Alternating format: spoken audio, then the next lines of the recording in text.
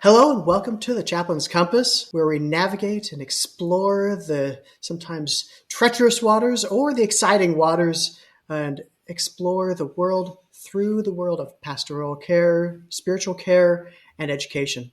My name is John Betz. And I'm Alice Tremaine, and I am so pleased to introduce our guest today, Lynnett Glass, who's the Executive Director for ACPE, the Association for Clinical Pastoral Education, what many consider to be the standard for spiritual care and education. Welcome, Lynnett. Thank you. Good morning to you both. Good morning. Good morning.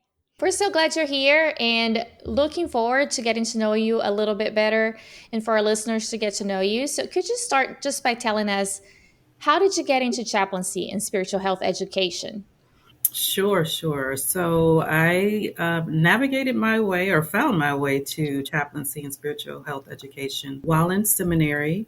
I was seeking my voice and my own pastoral identity. I went to seminary thinking that I was going to become a pastoral counselor and took a lot of courses in care and counseling in that space and with that understanding. But what I came to learn through the counsel of some really awesome professors at Candler School of Theology, what I was looking to do actually needed for myself.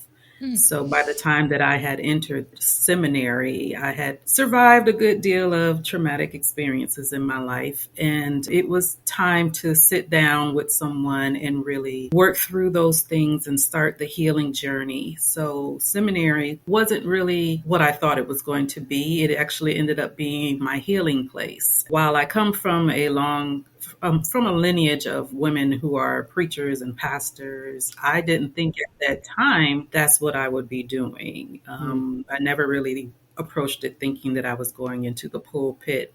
Although, several years later, I feel like eventually I'll navigate into that space as well. But the healing space, the chaplaincy and spiritual health education space is where I found myself. It's where I found my voice. It's where I found full acceptance of my voice and my perspective and everything that I brought to ministry. So it was my seminary journey that got me to spiritual health education. Thanks for sharing that. I love how you found it to be a healing place, because for a lot of people, CPE is that kind of healing place. Well, for me, it was both disorienting and reorienting. It made me sit in spaces of discomfort long enough to figure out why I was so uncomfortable. And I think that's the gift of CPE, like sitting in those weird, awkward spaces that we always try to avoid and navigating through those and really searching your sea of emotions and blockages mentally and spiritually even to determine, what the holdup here is. Why can't you connect? And why is it so important that you do connect in this moment? Maybe just be here. It's okay, So just finding CPE helped me find so much grace for myself that I was not carrying and didn't even know that I deserved. So this is just a really special brand of education for me. It reminds me of what Anton Boysen wrote. He had said that certain types of religious experience are attempts at reorganization. And so that ability, I think CPE for me provided me with the tools to be able to reorganize my personal life, my religious life. I agree 100%. It made me really examine why I was clinging to things, to ideologies and thoughts so desperately, and who would I be without them? And it allowed me room to try on new identities and figure out what fits and what doesn't fit, and what am I reaching for instead of digging for. Like there's what's internally inside me that needs to come forward versus me trying to try on other people's clothes and hats and shoes. What do I really want to look like when I step outside today? And that's an internal dialogue. I love that. Instead, you're making your own. We are theological hipsters, if you will. We make our own clothes and we like to do bespoke foods of theological types. So Yeah.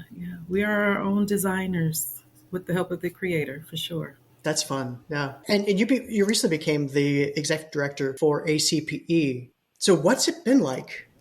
There's been a lot of change. At Wellstar Health System, we've been going through the accreditation process.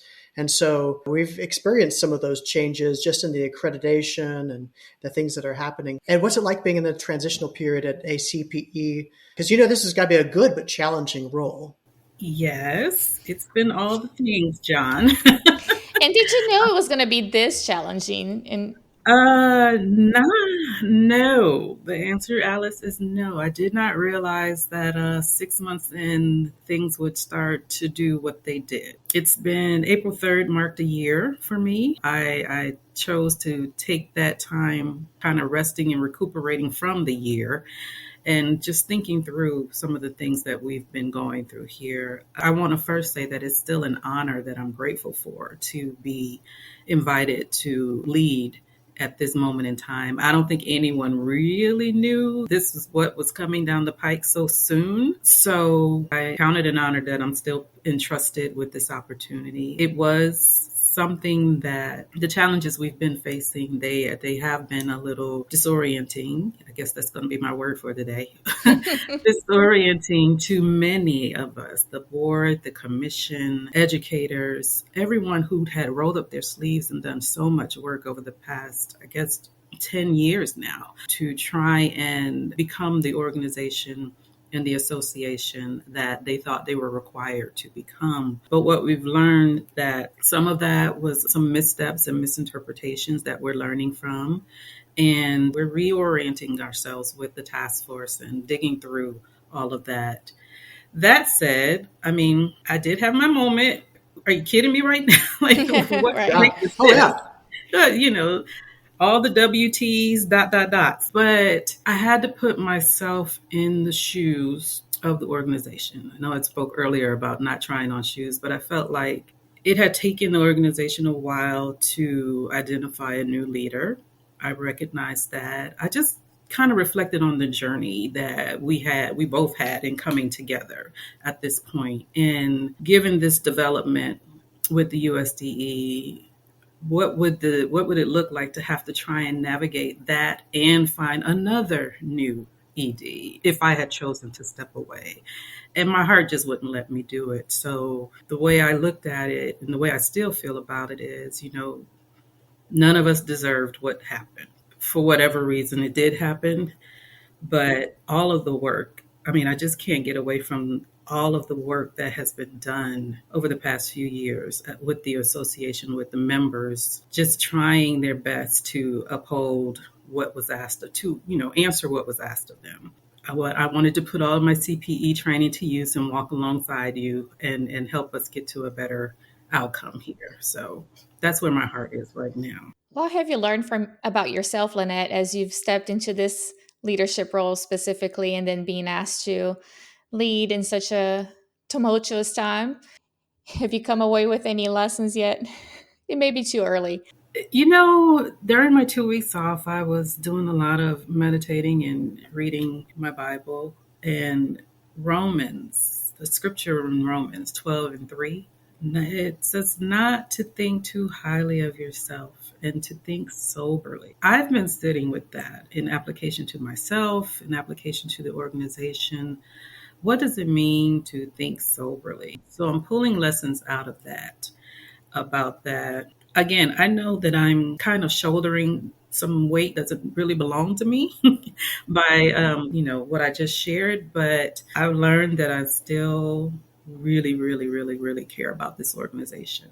It's really, truly important to me because of all that it gave me as a student, as a resident. And my motto is really leave it better than you found it, right? It's really simple. Just leave it better. So if having stepped away, would I have left you in a better situation than I met you in? I couldn't say yes to that. So I think I've learned that I really am a committed professional. I really do enjoy helping solve problems and bring about helpful solutions that reinvigorate and bring life and hope and joy back. I want to see us excited about ACPE again. I'm really waiting with bated breath for that moment when everyone is just overjoyed about this organization once again. So if you don't mind me asking, I hope it's not like, for me, could you talk about essentially for some of our listeners, they might not know what we're talking about when we talk about some of the changes that have taken place within ACPE and especially the Department of Education and the changes and the discussions that are happening? Well, right now, it's a huge question, but yeah, it is. Let me see where I want my best on-ramp here. We had to make the decision to step away, to withdraw from recognition as an accrediting agency. We are still an accrediting body, but we are no longer recognized by the USDE. Now, we had to take the time to dig into what exactly transpired that brought us to the point of having to make that decision. And that has been the work of our recognition task force that we've had in place since the top of the year. And on March 11th, they did a really wonderful and thorough report out virtual town hall meeting that we had that kind of really told us, there were some places that we were out of compliance because we had some missing pieces. But there were multiple places where we were out of compliance because we simply misinterpreted what was being asked of us. And that I can believe and know is super frustrating to hear after so much hard work has been put forward. And, I'm not one to sit and blame and point fingers. I think at the end of the day, there were some limitations that were not recognized and some missteps were taken, and here we are. Right now, we have a beautiful opportunity to reimagine ourselves. And that's where I'm kind of focused on. What does it look like to completely revamp and reconstruct and redesign our accreditation processes in order to make sure that we are the standard, that we are delivering the quality level of education that we say we are in our programs and in our centers. Now, what I am 100% convinced of is that we are doing that work. We already are. We just have to determine how we want to measure that, if you will, through our standards. What are our requirements to be the best spiritual care education providers? That's where we are right now in the conversation. What is it going to take to really be the best? Recognition was never meant to be a marketing tool or a promotional tool. It may have been mishandled from what I'm hearing in that vein. It was really there to open up resources to programs, federal pools of money for faith-based initiatives, veterans, workforce development opportunities. Until recently, there were some good resources available in the federal space that some of the programs individually probably could have gone after. And the USDE recognition would have left that door open for them. Right now, we don't necessarily have that, but it is our goal to be recognized by another body, whether it's USDE or another entity of that magnitude, but it's just to put a stamp on who we already are. It's never meant to explain who we are, if you will. You all do that in the work that you do. So that's where I hope I answered that question. Yeah, I think that's really helpful. And so as a response to that, the Association of Professional Chaplains announced a new criteria for CPE providers. It was released. Some have been applying. So that has opened the door for some other CPE providers to potentially, when you looked at that criteria set out by APC, was that compatible with what you were thinking within the organization in this transitional period? How are you envisioning working with that criteria as you have these conversations?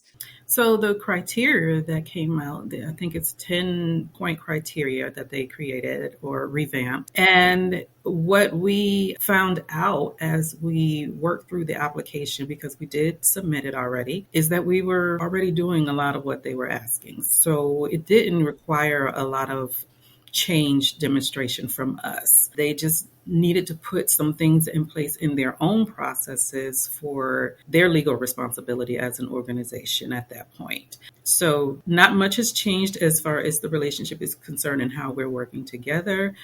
We are still waiting to hear back, that our application was approved and we are a provider for them. I have no reason to think that we would not be approved. We're in the portal and we're waiting to hear back at this point. Yeah. One of the things I'm fascinated with, I love the fact that chaplaincy and education, educators, ACPE and APC, there's a lot of excitement around research, development. There's a lot of energy around that. And for you, what are some areas that you're currently working on, and really what gets you excited? And where do you see ACPE and chaplaincy and education going in the future? Great question. I think, right now my focus is, of course, strengthening the core. So getting the infrastructure together. Our national office has been understaffed for quite some time. So, I want to do what I have to do to build the team. Many of our team members are wearing 2 and 3 hats right now. So they are going above and beyond for the association, and we are so blessed to have them. But I want to bring in our director of education who we're looking for, our director of member engagement who we're looking for, and interviews are starting this week. So I'm excited about that. Oh, good. That's great.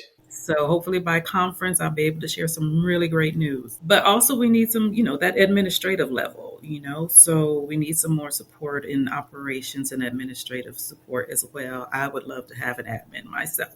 So strengthening the core and the infrastructure of the organization is a top priority right now. But once all these pieces are in place, I am so excited to see ACPE really dig and expand and spread its wings in the space of research. I am living proof that you can take this education anywhere.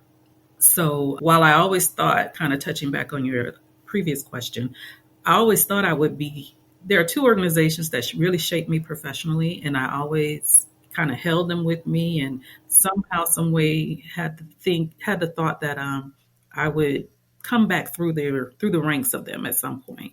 For ACPE, it was, okay, maybe later on in life I'll become an educator, or maybe I'll go through a SIP training, something like that. Never ever thought this would be the seat and this would be the route. I think that there's an amazing amount of opportunity for this brand of education to, again, be rooted in different spaces with the world and society in the condition that it's in. It never before has it been more needed. So I think I look forward to getting out and being able to have those strategic conversations that create those partnerships and those opportunities, so that if we lose something in one area, our educators can quickly find another opportunity in another one. Lynnett, have you noticed any trends or changes in the diversity of CPE students currently? I know when I did my CPE residency, which was honestly a long time ago, I was the only one who was a first career chaplain. Everybody else was second career. But now there are so many chaplaincy tracks in seminaries. I'm wondering if more younger people are joining, or if you're seeing diversity in other ways.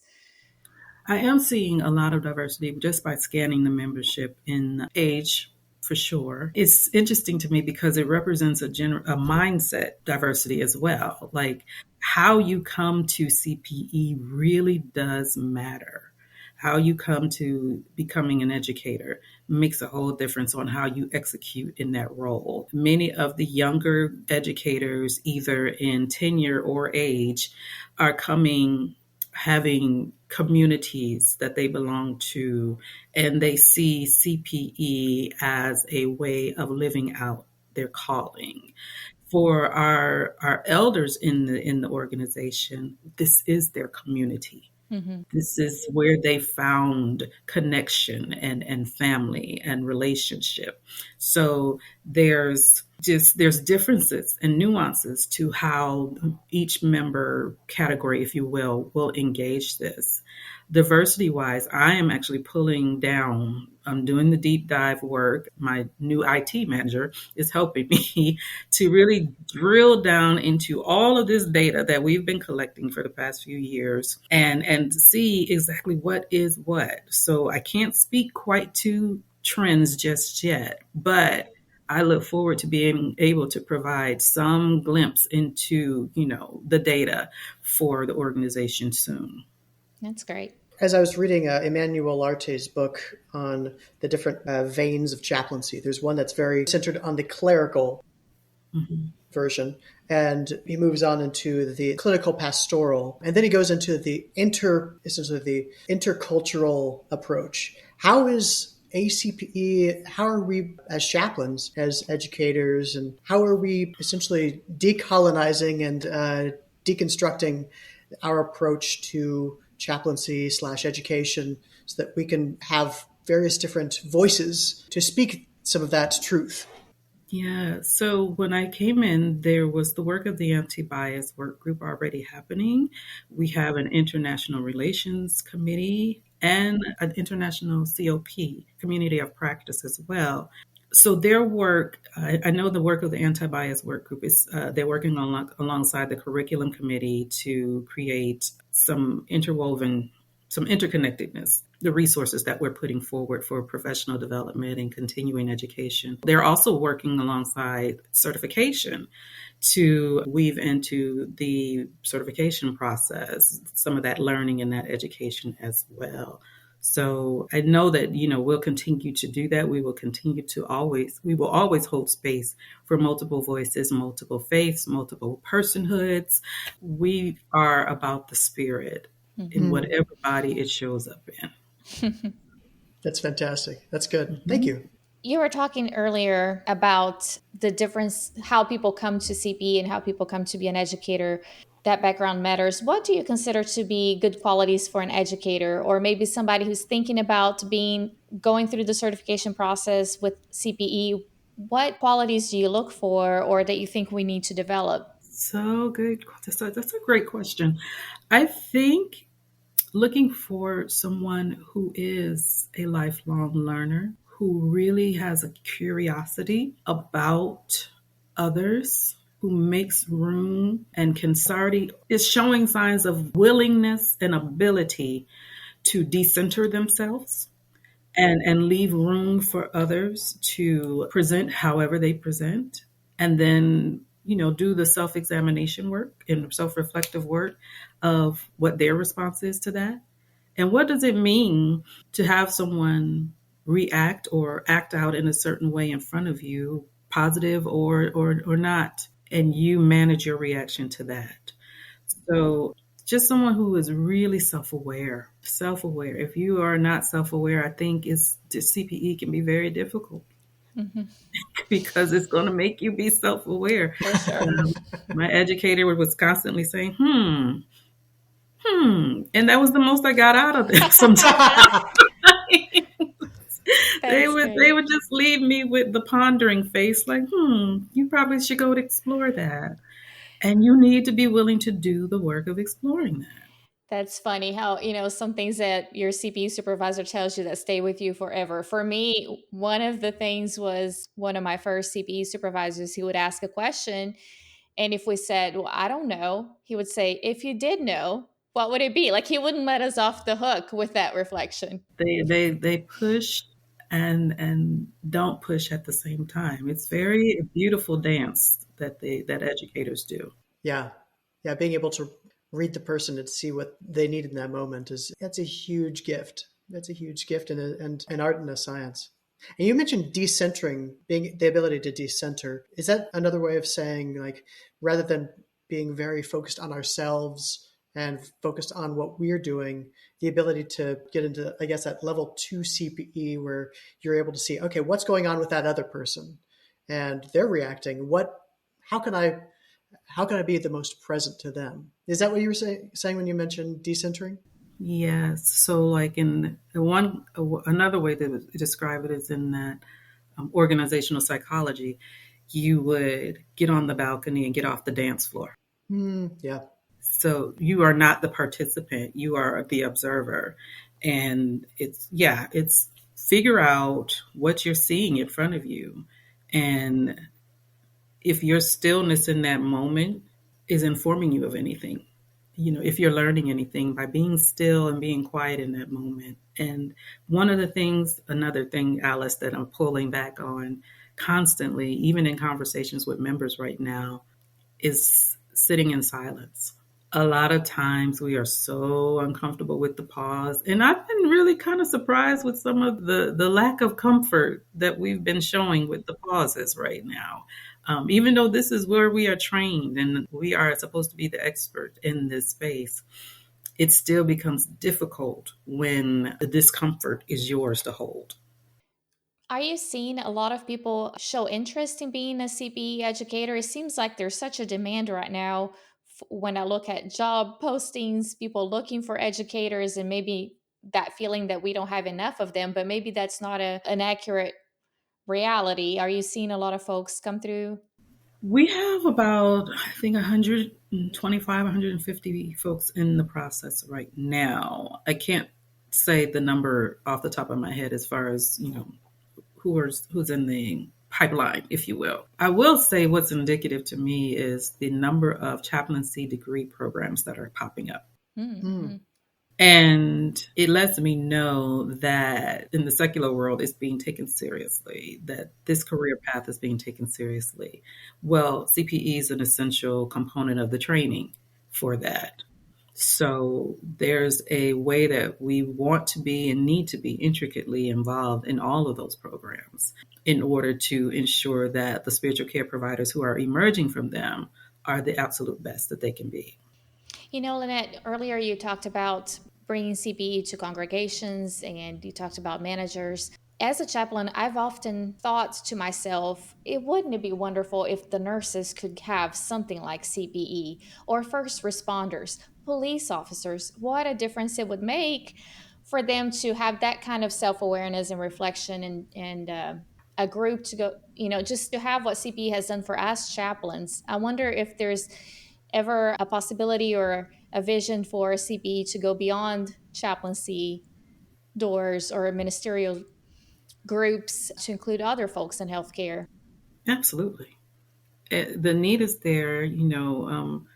Doctors are becoming interested in it. The bedside manner piece, it's needed. I think there's some nurses who have gone through it in some organizations. So it can be a huge game changer for hospitals and healthcare systems who are really committed to, improving patient outcomes and just seeing even with staff care and how it impacts the bottom line to maintain a healthy staff. Especially coming out of COVID, chaplains were on the front line like never before, caring for staff members. And that made a huge difference in being able to retain that.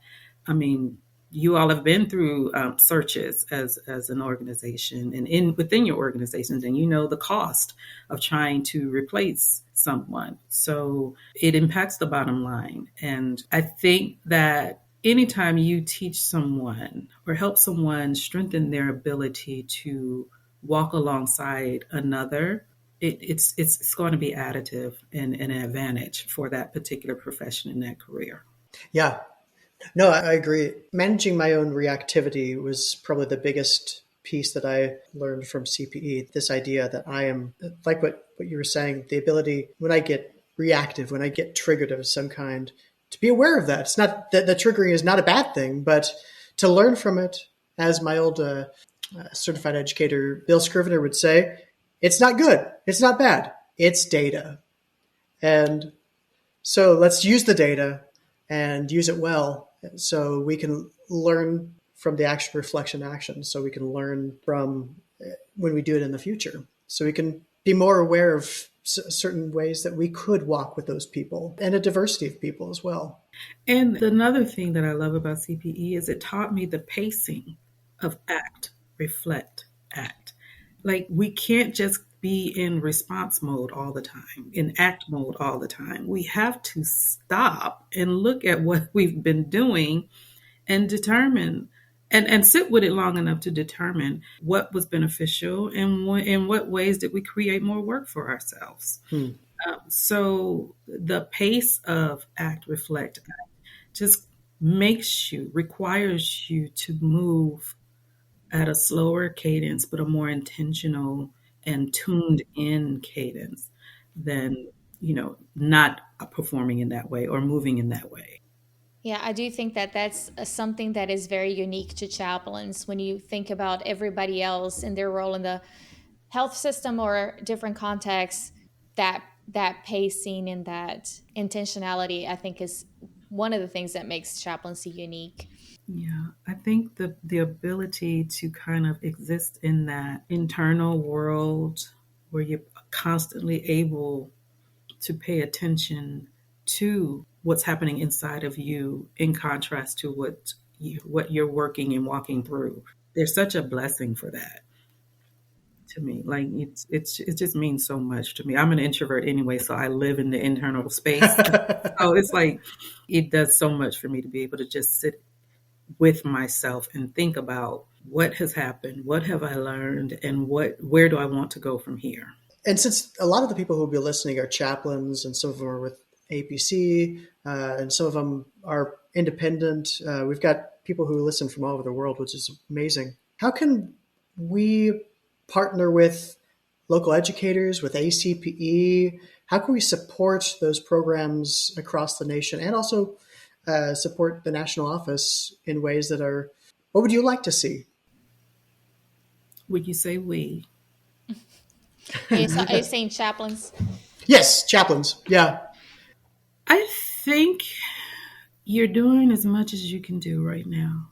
And I say that because, again, so much is going on in the world that you are being asked to be responsive to. Educators are being asked to teach through. This is a heck of a crucible experience to learn CPE through and to teach CPE through. So there's a lot of rich learning that's probably getting ready to come forward or is already underway, given the climate that we're in. I think reminding each other of grace and caring for one another, take the breaks, step back, understand that this too shall pass, even though it feels like it's here forever. I would love to see the caring for one another, continue to grow. So much that we learn in CPE is about giving and receiving feedback to others in a group. Do you find that what you see in learning CPE about giving and receiving feedback is similar to your position as a leader when you're giving and receiving feedback as a leader? Are there differences or nuances, or do you have a ritual or a motto that you use to get ready for that? I don't know if I'm asking that super well. I'm just wondering how that's been for you as a leader. So what I hear you asking is, how do I receive and give feedback, basically? Or the value that I perceive in it? Or the both and? Okay. Both and, sure. Yes, and. Yeah, I would take that. First of all, I'm always, again, in self-learning and development mode. So I welcome feedback, probably too much sometimes, because I want I want to be made aware of my blind spots. I want to know where I may have missed it, or so I do kind of lean more towards the critical feedback versus the more supportive and not supportive, but positive, if you will, feedback, because I always want to get better. Again, my motto is leave it better than you found it. So that includes myself. How did I find myself this morning when I woke up? And how can I improve today? So yeah, with management, I want to know how my presence is affecting the staff, how my response, rate is affecting them. Like, am I sitting on a deliverable that's slowing down the rest of their work and I need to move quicker with them? Also, what promises were made to them have gone undelivered? Yeah. What ways can I re-infuse joy and re-stimulate joy in the work when they've been carrying 2 and 3 different roles at a time for several years now. And in what ways can I tell their story and advocate for them in order for others to see them fully? And then making space for them to give me the feedback. Mm-hmm. You know, my door's open.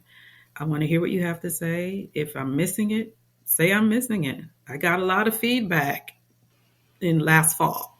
I bet. Yeah. They, because things moved that they had to move. But I mean, I heard a lot and they gave me honest feedback. Even recently where I delivered a statement at RIM, I was their speaker.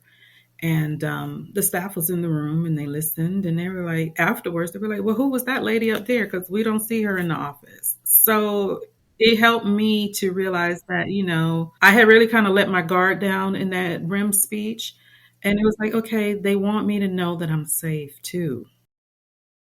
And sometimes even, being the new leader, you do come in a little bit more guarded than you have to be. So I got that feedback and I received that as well. And I'm dropping the guard a little bit because I want them to feel connected to me. I want them to understand that I appreciate their input and their voices and have the best interest of all of us in mind. If they don't do well, that means I'm not doing well and vice versa. So the relationship has to grow with that reciprocal learning and listening together.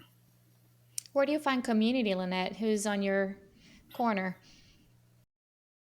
Coming back to Atlanta, I've been working from home prior to this role for about 2 years. So I hadn't plugged back into Atlanta the way I was. But I'm also completely unnerved by this traffic. I cannot do it. Louisville, Kentucky spoiled me. I do not do Atlanta traffic well anymore. So, but no, right now, it's my church home. My friends and colleagues who kind of just stay with me as I navigate through. But I am looking forward to getting into some other circles in the city and professional communities as well. And going with that, these days, what brings you joy and life? Well, I have a 4-year-old niece. She's my only one. So she and I had a great weekend together. We're born 2 days apart. So it's so interesting for me to see her personality, which is my personality. But once she drops her guard, she's the most loving thing you could ever want to see. I do love the work that I do. I love being able to help and solve problems. So that brings me joy. It may lead me to working a little too much, but I mean, it brings me joy. Learning, reading, meditating. I created a prayer room in my house. I cleaned out one of the closets and brought in lamps and some decor and little plants and a little chair. And now I have a prayer room and I just I love it. I love it Lovely. so much. I love it so much. So those are the things. You have an actual prayer closet. I have an actual prayer closet in my house. It's the first time ever. So I'm so excited about it still. Nice. Other than that, I would say probably when I do get to the water, the ocean, when I do get to, like I said, I spent 2 weeks taking a break recently, and I was able to kind of go through my house and do some spring cleaning. So a fresh spring cleaned house brings me joy. Yes. So that's good. That's wonderful. No, well, Lynnett, I just want to thank you so much for taking the time, for sharing your heart, sharing your vision, and connecting with us. Is there anything else that you'd want to tell us, or? Sure. I'm looking forward to seeing as many of you as possible in May in Minneapolis for our annual conference. So we're celebrating 100 years of CPE. Wow. Anton Boysen's baby is 100 years old. Wow. So we're looking forward to, celebrating all the journey, and it's been an interesting journey and continues to be an interesting journey. Oh yeah. But we are here, we are making it, we are surviving, we are thriving together. We're also, because it'll be so close to the anniversary, we're going to take a moment to go out into the community and be with the community around George Floyd Square. We'll do a plenary there. We'll also have almost 50 different classes and Wow. workshops going on from different perspectives of CPE and approaches to CPE. So it's a really full conference. It's a rich conference. You'll also hear a lot about what the particular next steps may be for accreditation, our work together. So we've moved up the membership meeting. It's no longer at the end when most people are leaving. We put it right smack dab on the second day. Nice. So that as more people can attend. Every conference that I've ever been to, the membership meeting is normally towards the beginning of the conference anyway. So I wanted that to happen for ACPE. So people had the opportunity to hear from leadership and engage them in robust conversation about the future of the organization. So you'll be hearing from us around that, and the task force for recognition will also report out at that time. So a lot of great information will be shared, beautiful opportunities, and just in this season, in this climate, we just need to be together. So I look forward to seeing everyone. That sounds like a lot of good things planned. It is. We will also add the ACPE website link to our show notes. So for anyone who's wanting to know more about CPE, Clinical Pastoral Education, and the organization, I can take a look. And Lynnett, it's been wonderful to spend time with you this morning. Thank you so much. Thank you so much for having me. This has been great. Thank you. It's been great connecting. Yeah. And now it's time for the Non-Anxious Presence with Alice Tremaine and John Betz.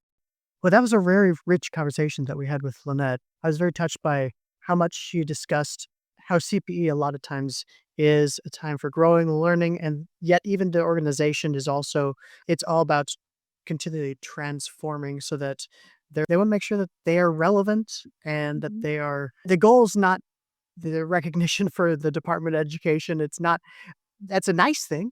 And they want that. But at the same time, the overall goal is really just so that they know that what they're doing is creating the best product, they have the best educators. So I thought that was very interesting how she talked about the steps that they're moving toward that. Yeah, I loved how she framed it as an opportunity to reimagine and to evolve in some ways. I know a lot of us are seeing changes in our organizations for a lot of reasons. And obviously right now, there are a lot of changes in our country, and healthcare organizations in particular are, I think, in pins and needles, seeing what's going to happen. And so it helps me to breathe a little better, to see it as an opportunity to reimagine ourselves, to dream in different ways rather than despair over, what's ending and what's changing. Yeah, I think any organization needs to always have that moment where they look back and go, okay, we have this tradition, we have this history. Are we still relevant? And are we creating the best kind of educators, are we training up clergy? Are we training up members of the community, doctors, nurses, social workers who want to take CPE? Are they getting what they need? And how could we continue to enrich that so it's not just, back in the old days when you'd have mainline Protestant clergy coming and they have to get their 1 unit of CPE and then they check that box. Less that, and it's more, okay, well, that's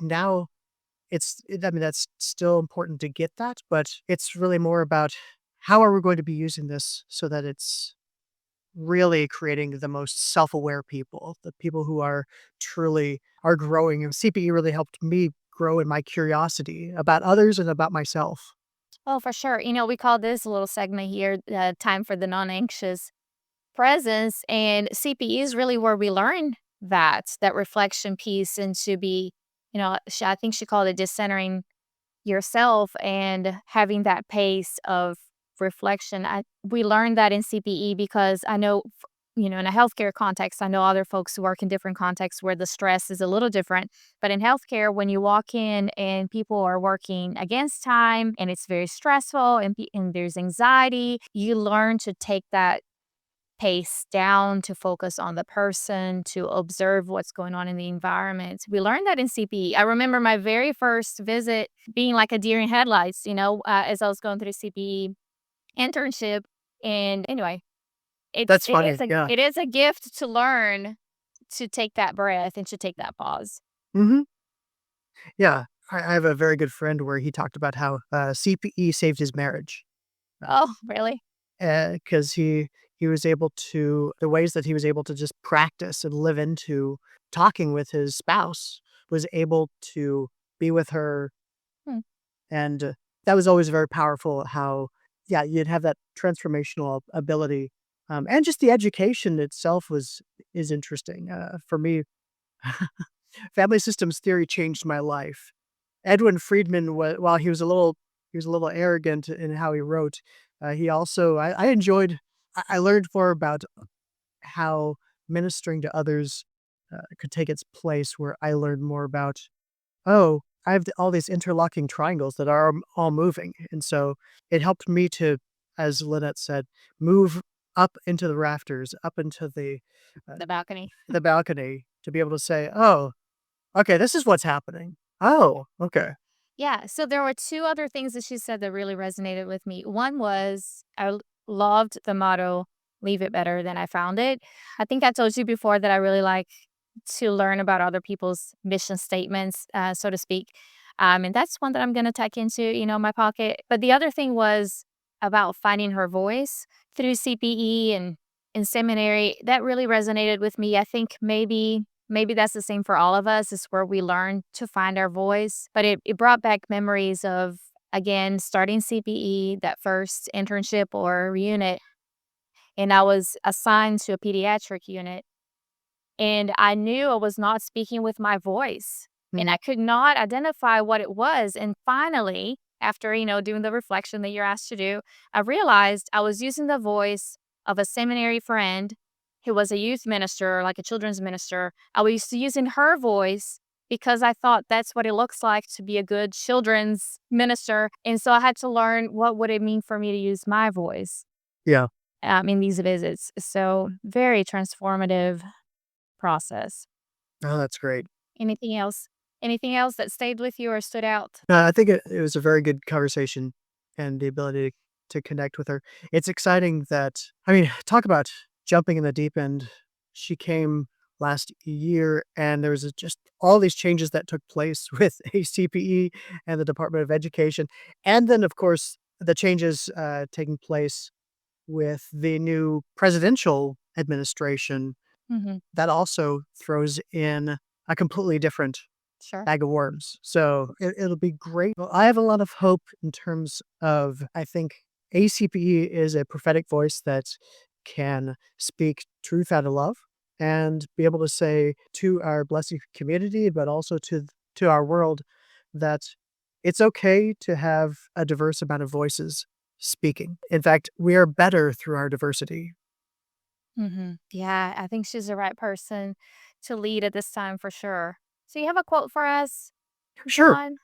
Absolutely. So, speaking of which, I thought it'd be great to have family systems theory speak into this. Ronald Richardson, Family Ties That Bind, is a fun book, and he writes about well differentiated people.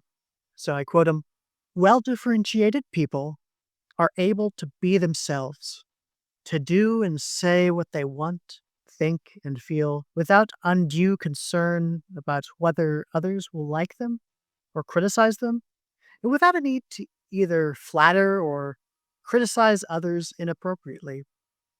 They can be open about themselves and accept the differences of others without reacting when others try to get them to change in some way. Yet they're open minded about the possibility to change and are able to rethink their position when new information comes in. They do not think change is an admission of inadequacy. So I thought that was very appropriate. The That's ability to good. know yourself. Yeah, I love that. Open to change, but not reacting when others are trying to get them to change. I feel like I should read that every day.